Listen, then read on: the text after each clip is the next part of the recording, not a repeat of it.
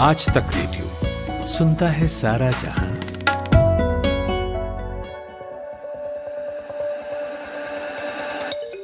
हम ऐसी भागदौड़ वाली लाइफस्टाइल में रहते हैं जहां हमेशा करने को बहुत कुछ होता है। नौकरी है, लोगों से मिलना जुलना है, परिवार और दोस्तों की परवाह करना है, email, social media platforms check करना, ओटीटी प्लेटफॉर्म पर चिपके रहना। पर इन सबके बीच हम एक चीज़ पर बहुत कम ध्यान देते हैं और वो है हमारी नींद। बड़े बुजुर्गों, अपने डॉक्टरों से आपने सुना ही होगा, नींद की कमी कई बार कैसे सेहत को ख़राब कर देती है। लेकिन भारत में नींद ना आना और लोगों की नींद में खलल पड़ जाना बहुत आम है। इससे नींद से जुड़ी हुई कई तरह की परेशानी होती है और उसी में से एक है नींद में चलने की आदत। तो आज के हेलो डॉक्टर में बात इसी पर करेंगे। नमस्कार, मेरा नाम खुशबू कुमार है और आप सुन रहे हैं आज तक रेडियो पर weekly health podcast hello doctor, जहां बात होती है हमारे और आपकी सेहत की। Hello doctor. हम सबकी कभी न कभी किसी ऐसे शख्स से ज़रूर मुलाकात हुई है जिसे नींद में चलने की आदत हो, और जिसने ये देखा हो उसके लिए ये बहुत ही विचित्र जैसी स्थिति होती है। लेकिन क्या आपने कभी ये सुना है कि कोई नींद में चलता हुआ इतना दूर चला गया कि पूरी तरह किसी अलग जगह पर मिले? अमेरिका के एक शख्स ने नींद में चलने का वर्ल्ड रिकॉर्ड बनाया है। उस शख्स ने नींद में ट्रेन में चढ़कर 160 किलोमीटर का सफ़र कर लिया। हद तो तब पार हो गई जब दूसरे शहर पहुंचने के बाद भी उसकी नींद नहीं खुली। छुटपन में जब इसके बारे में हमें पता चला था, स्लीप वॉकिंग के बारे में, तो मुझे बहुत हैरत हुई थी। उस वक्त ये चीज़ मेरे लिए एक सुपर पावर जैसी थी। लेकिन जैसे जैसे बड़े हुए तो समझ में आया कि नींद में चलना यानी स्लीप वॉकिंग कोई जादू नहीं है, बल्कि एक कंडीशन है, और वो भी काफ़ी आम। लेकिन आखिर लोग नींद में चलते क्यों हैं? दुनिया भर में बड़े और बच्चे दोनों के साथ ही होता है, लेकिन इसका इलाज भी ज़रूरी है, क्योंकि जिन लोगों को नींद में चलने की आदत है उनके साथ दुर्घटना का हमेशा रिस्क होता है। इसीलिए आज समझते हैं हेलो डॉक्टर में कि इंसान नींद में क्यों चलता है और इसको कैसे ठीक किया जा सकता है। मेरे साथ doctor Vinay Goyal internet call पर जुड़ गए हैं। डॉक्टर साहब मेदांता इंस्टीट्यूट ऑफ न्यूरोसाइंसेज के चेयरमैन हैं। बहुत बहुत स्वागत है डॉक्टर विनय गोयल आपका आज तक रेडियो पर। Thank you. सबसे पहले तो डॉक्टर साहब, आपसे एक सवाल मैं यही पूछना चाहती हूँ, यहीं से शुरुआत करना चाहती हूँ कि स्लीप वॉकिंग को लेकर कई बार जैसे हम फिल्मों में देखते हैं या फिर जब लोग अपने किस्से सुनाते हैं कि उन्होंने किसी को स्लीप वॉक करते हुए देखा, तो कई तरह की चीज़ें एक्स्ट्रा, उसमें एग्जैजरेशन बहुत होता है ऐसा लगता है। पर मैं आपसे सवाल पूछना चाहूँगी, क्योंकि आप ऐसे पेशेंट्स को कई बार देखते होंगे, आपके पास रोज़ ऐसे पेशेंट्स आते होंगे, क्या कभी सच में ऐसा हुआ जैसा लोग सुनाते हैं, जितना ओवर ड्रामेटाइज करते हैं इसे?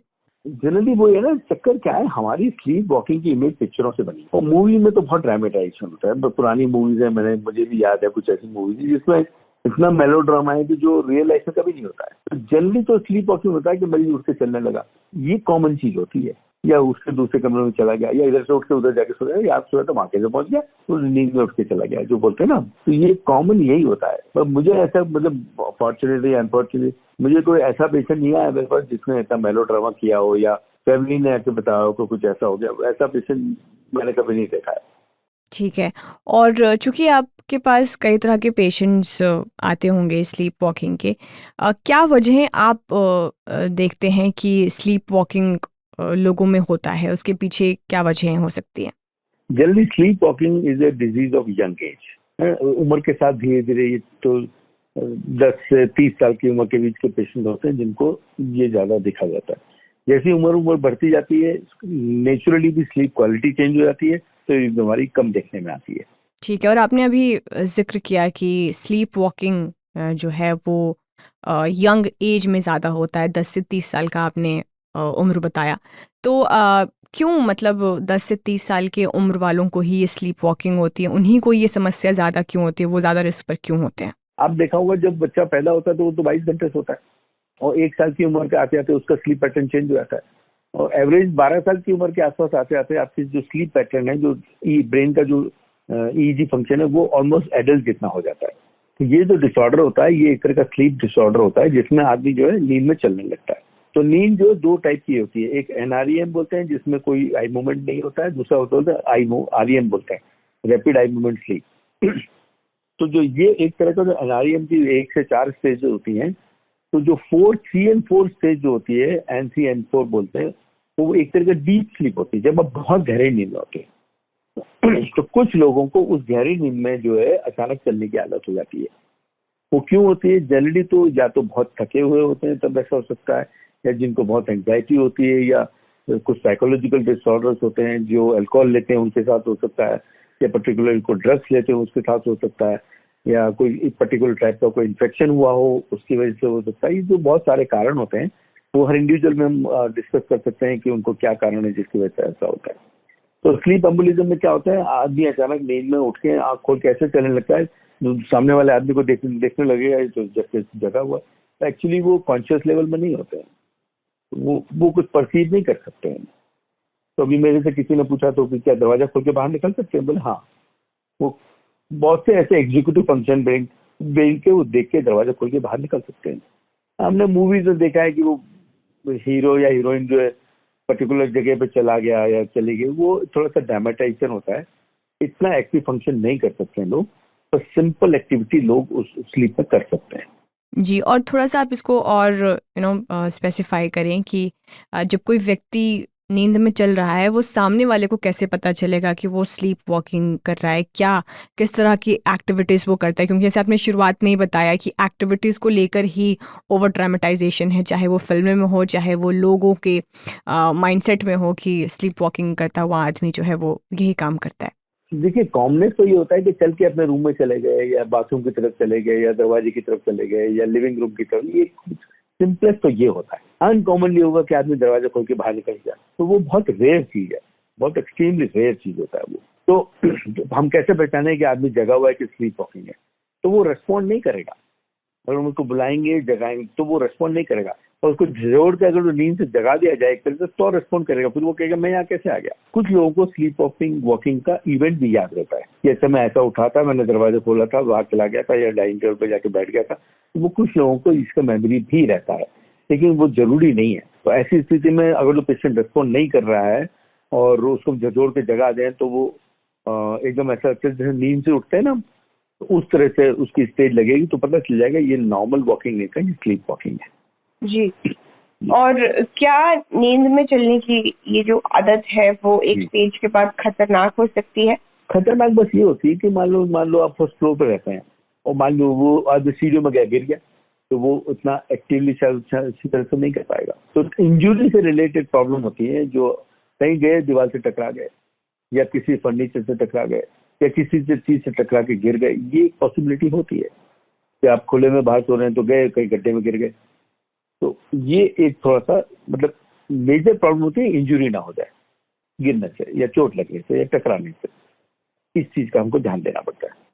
और डॉक्टर विनय, क्या नींद में चलने की ये जो आदत है, बीमारी है, आगे एक स्टेज के बाद खतरनाक भी हो सकती है? सबसे इम्पोर्टेंट दो चीज होती है। एक तो होता है हिस्ट्री, तो फैमिली हिस्ट्री बताती है कि वो करता क्या है एक्चुअली और कैसे होता है, तो उससे पता चल जाता है कि ये नॉर्मल स्लीप वॉकिंग जैसा लग रहा है। दूसरा होता है कि आजकल तो लोग वीडियो बना के ले आते हैं, सबसे अच्छा तरीका ये है। और किसी को भी डाउट होता है, फैमिली वाले वीडियो बना के लाके दिखाते हैं, डॉक्टर देखो ऐसा हो रहा है। तो जब एक तो वो ऐसा ही हो गया जैसे मैंने पेशेंट को देखा है, तो उससे पता चल जाता है। फिर हम उनका स्लीप स्टडी कर लेते हैं, तो स्लीप स्टडी में कुछ जो चेंजेस दिखते हैं उससे आइडिया लग जाता है कि पेशेंट को हो सकता है स्लीप वॉकिंग होता होगा। और जरा भी डाउट होता है नहीं ठीक होता, तो फिर हम कुछ मेडिसिन होती हैं जो इसके लिए हम देते हैं, वो दे के देख लेते हैं, तो उससे पता चल जाता है कि ये अब ठीक हो गया, तो इसका मतलब वो मोस्ट लाइकली स्लीप वॉकिंग ही था। क्योंकि अगर डायग्नोसिस थोड़ा मुश्किल हो जाता है, ब्रेन का ईजी करके देख लेते हैं कि कई बार मिर्गी के जो दौरे होते हैं उसमें भी इसी टाइप का सिम्टम देखने को मिल सकता है। लेकिन जल्दी उसमें कंफ्यूज होता है पेशेंट, और इतनी प्रोफाउंड एक्टिविटी नहीं करता, उसमें वो वंडर करने लगेगा, कंफ्यूजन में इधर जा रहा है उधर जा रहा है, चिल्ला रहा है, तो वो अलग चीज होती है, या हाथ पैर मार रहा है। तो वो तो हम ब्रेन में ईजी करके हम देख सकते हैं कि ये जो इवेंट, अगर जो ईजी में कनेक्ट किया है उसको इवेंट हो गया तब तो बहुत ही अच्छा है, तो हम एग्जैक्टली देख सकते हैं कि एपिलेप्टिक दौरे हैं या नहीं है। या अगर इवेंट हो जाए और ब्रेन में एपिलेप्टिक दौरे नहीं आते, तभी डायग्नोसिस हो जाता है कि most likely sleep related changes से उसके साथ हुआ है, तो ये इसका मतलब ये स्लीप वॉकिंग होगा। ठीक है, और अब थोड़ा सा डायग्नोसिस को लेकर मैं आपसे सवाल पूछना चाहती हूँ। जब स्लीप वॉकिंग की समस्या से जूझ रहे पेशेंट्स आपके पास आते हैं, तो क्या प्रोसीजर रहता है आपका? मतलब आप कैसे समझते हैं कि ये आदमी जो है वो स्लीप वॉक करता होगा, किन वजहों से करता होगा? डायग्नोसिस प्रोसेस क्या होता है? हर मरीज को जिसको आपको डाउट है कि स्लीप चल रहा है उसको दिखाना चाहिए, इसमें ऐसा नहीं है कि हम वेट कर रहे हैं कि ठीक हो जाएगा या बढ़ जाएगा या कम हो जाएगा, नहीं, हर मरीज को दिखाना ही चाहिए। तो एक तो डायग्नोसिस कंफर्म करना पड़ेगा और उसको दवाएं से बड़ी आसानी से कंट्रोल कर सकते हैं, क्योंकि मैंने आपको बताया उससे रिलेटेड जो इंजरी हो सकती है उससे हम बच सकते हैं। ठीक है। और इसमें डॉक्टर के पास जाने की ज़रूरत कब पड़ती है? कौन से लक्षण जो हैं वो वार्निंग सिम्टम्स की तरह होते हैं? मैंने बताया ना आपको, कई बार ब्रेन में चोट लगी हो, ब्रेन में इन्फेक्शन हो, आदमी बहुत स्ट्रेस में हो, अल्कोहल से रिलेटेड हो सकता है, ड्रग्स लेते हैं उसके रिलेटेड हो सकता है। तो वो तो जब मरीज से बात करते हैं तो उसका सेकेंडरी कॉज बोलते हैं इनको हम, कि दूसरे सारे सेकेंडरी कॉज हम रूल आउट कर लेते हैं ये सोचने से पहले कि ये प्राइमरी स्लीप डिसऑर्डर है, तो उसको हम सेकेंडरी स्लीप डिसऑर्डर्स बोलते हैं, मतलब सेकेंडरी टू समथिंग एल्स।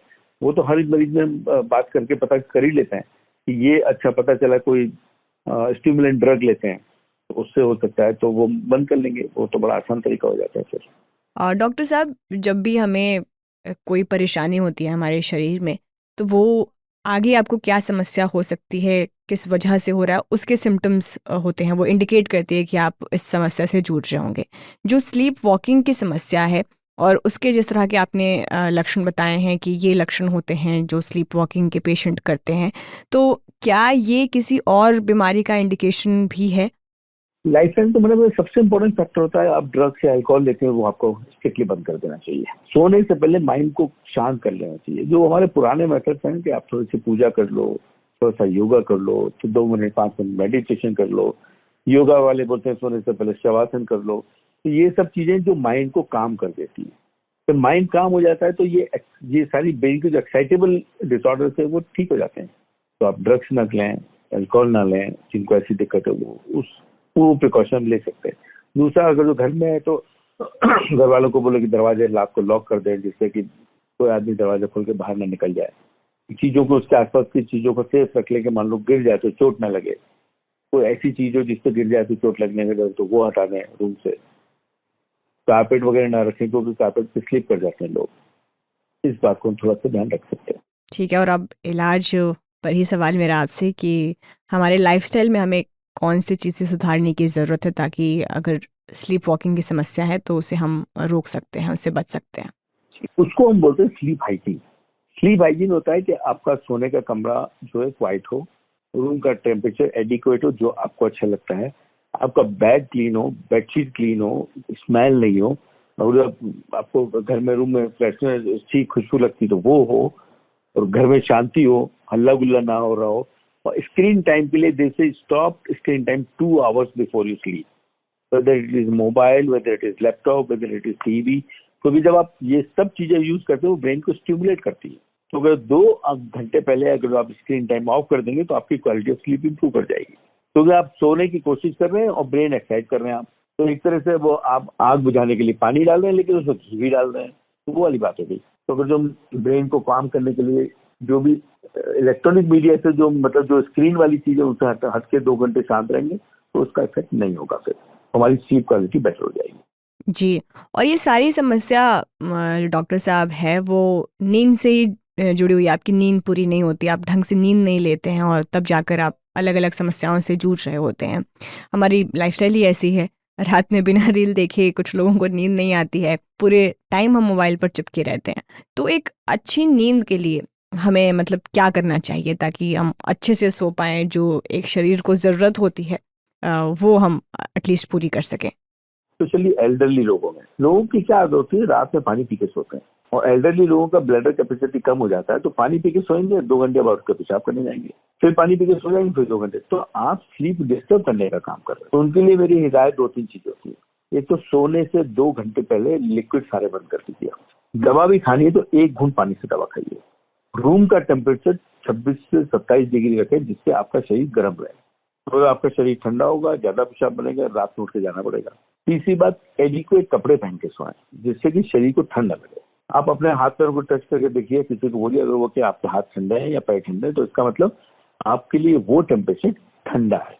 तो जब भी शरीर ठंडा होगा यूरिन ज्यादा बनता है, यूरिन ज्यादा बनेगा, आपको रात में उठना पड़ेगा। तो मैं हमेशा ही बोलता हूँ कि रात में उठ के बाथरूम जाना एक तरह का स्टंट है, और एक स्टंट फेल होगा तो उसमें जब आप गिरेंगे तो आपके सिर की हड्डी टूटेगी या कूल्हे की हड्डी टूटेगी, दोनों ही जानलेवा हो सकती हैं। तो रात में बुजुर्गों का उठ के बाथरूम जाना जानलेवा हो सकता है। और हर हफ्ते इमरजेंसी में सुबह लोग मरीज को उठा के लेके आते हैं, रात में उठ के बाथरूम करने गए थे, वहां गिर गए, हेड इंजरी हो गया, लेके आ गए। तो अगर ये सिंपल प्रिकॉशन जो मैंने बताया कि सोने से 2 घंटे पहले पानी दूध चाय बंद कर दें, रूम का टेम्परेचर थोड़ा सा गर्म रखें, पूरे कपड़े पहन के सोएं, और फिर भी अगर लगता है कि रात में बार बार उठना पड़ता है तो डॉक्टर से बात करके दवाई लें। उसका दूसरा भी सॉल्यूशन ये होता है कि मैं बताऊँ, आप बाथरूम उठ के ना जाए, यूरिनल अपने साथ में रखें, बैक साइड में रखें, वहीं यूरिन करके रख दें, उसको सुबह डिस्पोज ऑफ कर दें। तो जो injury related to going to bathroom है उससे आप बच सकते। Thank you so much doctor Vinay हमसे बातचीत करने के लिए। ठीक है। कई बार लोगों को पता भी नहीं चल पाता कि उनके घर में या आसपास कोई नींद में चल रहा है। इसीलिए डॉक्टर विनय ने जो लक्षण बताए हैं उनका ध्यान रखिएगा और डॉक्टर के पास जरूर कंसल्ट करिएगा। तो आज के हेलो डॉक्टर पॉडकास्ट में फिलहाल इतना ही। अब आपसे अगले हफ्ते मंगलवार को होगी मुलाकात। तब तक के लिए आप सुनते रहिए आज तक रेडियो। नमस्कार।